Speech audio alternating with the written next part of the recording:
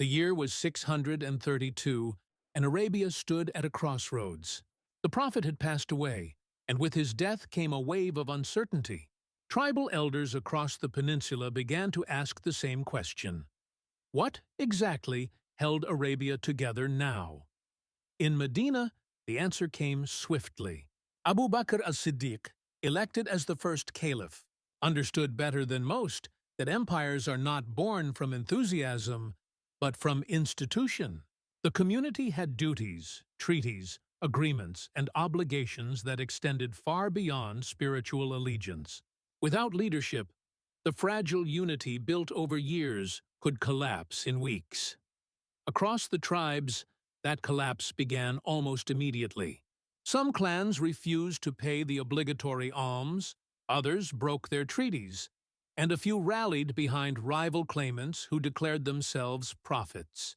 Among the most notable were Musaylima of Yamama, Tulayha of Banu Asad, and al-Aswad al-Ansi in Yemen. Their movements were not mere religious schisms, they were political bids to control the vacuum left by Medina. Abu Bakr saw the pattern instantly. If Arabia fractured, it would not fracture into a peaceful tapestry of tribes, but into a mosaic of warlords. And so he made a decision that would define the early Muslim state. He refused to separate religious identity from political obligation.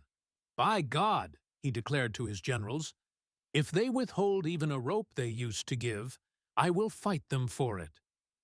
It was not fanaticism, it was statecraft. Without tax, there was no treasury. Without treasury, no army. Without army, no state. The Ridda Wars, the wars of apostasy, had begun. His next decision was equally decisive. He appointed 11 commanders, each assigned to a separate tribe or region. But the most important campaign he entrusted to a man, whose name would soon echo from the Euphrates to the Mediterranean.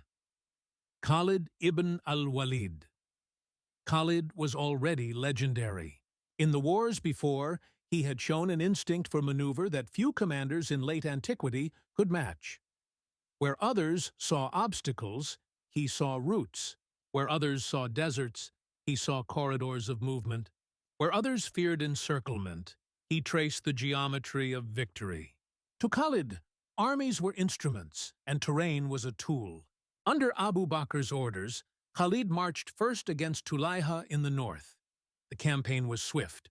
Khalid did not rely on drawn-out sieges or attrition. He used speed, shock, and timing. Arriving before the opposing tribe